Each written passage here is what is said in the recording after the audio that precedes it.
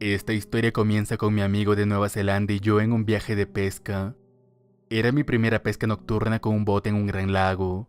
Ambos estábamos muy emocionados de pescar un enorme bagre. Teníamos yerba y licor suficiente para pasar el rato. Cuando cayó la noche llegamos a un acantilado lo suficientemente profundo y amarramos nuestro bote. Creo que no hace falta decirles que no pescamos nada, pero sí que en medio de no haber pescado nada y quejarnos de eso, ambos comenzamos a contarnos toda clase de historias espeluznantes que nos ha pasado antes. Mayormente historias básicas, ya saben. He visto luces extrañas en el bosque y en el cielo antes. He visto un águila gigante en un lado en lo alto de las montañas de Nueva Zelanda. Para este punto ambos nos encontrábamos ya bastante ebrios.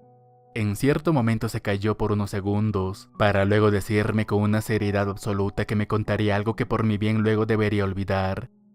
Al principio pensé que me contaría que era gay, pero entonces comenzó a contarme esta historia. Me dijo que vivió en Australia por 4 años pasándola muy mal. Se juntaba con las personas equivocadas y siempre se metía en problemas. Una vez fue arrestado llegando a tocar fondo y sufriendo una crisis nerviosa. Luego decidió recuperar la sobriedad yendo a un lugar en medio de la nada en algún lugar del norte del país. Me dijo que estaba cansado de todo en ese momento y que solo quería empezar de nuevo. Condujo hacia el monte y luego hacia el verdadero desierto. Estacionó su auto en una colina con vista al desierto cerca de algunos árboles solitarios. Me dijo que podía ver unas montañas a lo lejos, pero que aparte de eso nada más que una extensión vacía de arena hasta donde se podía ver. Decidió que ya estaba lo suficientemente lejos y levantó su campamento. Hizo un pequeño fuego con lo que tenía a mano. Cuando de pronto, mientras recogía algunos cuantos pequeños palos más, se dio cuenta de lo lejos y desolado que en realidad era este lugar. No tenía ninguna protección contra el viento durante el día o la noche, y para la segunda noche una fina capa de arena ya había comenzado a cubrir todo en su auto entrando por algunas ventanillas agrietadas.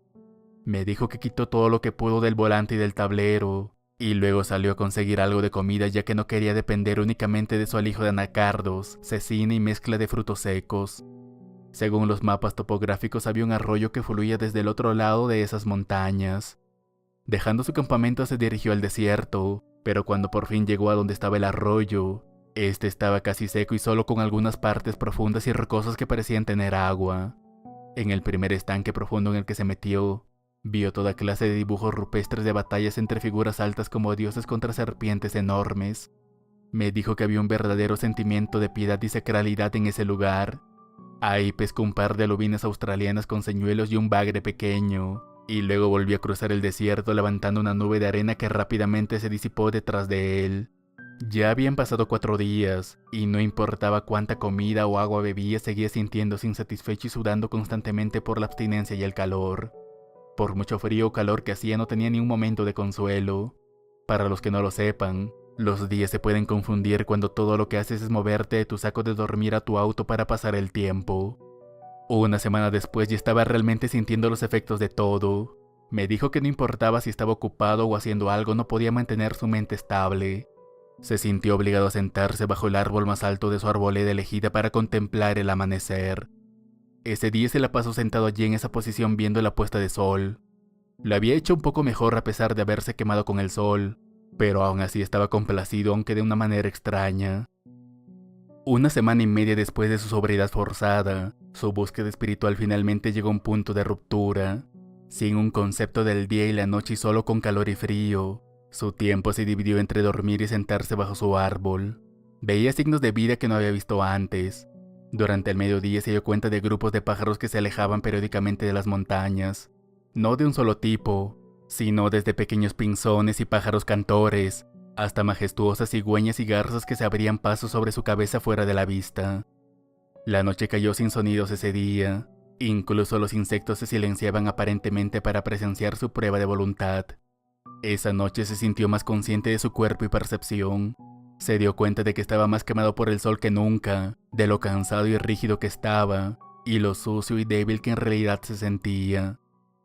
Ya habían pasado casi 2 semanas, pero él no lo supo hasta más tarde. Su árbol y la línea del horizonte era todo lo que podía ver en el mundo. Para entonces la arena había comenzado a acumularse alrededor de sus bordes casi como si la tierra lo estuviera absorbiendo. Bromeaba consigo mismo. Debo ser la esfinge con peor aspecto ahora mismo. Realmente se reía a carcajadas.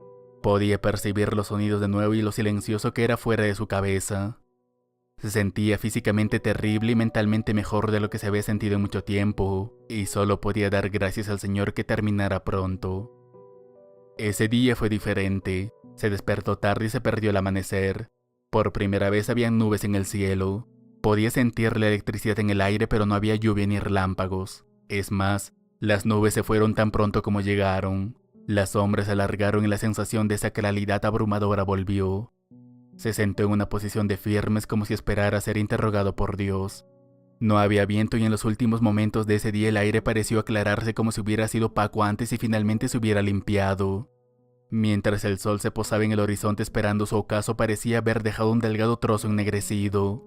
Una sombra larga y delgada que se extendía desde ese trozo. Mi amigo entonces se dio cuenta de los latidos de su corazón por primera vez en días.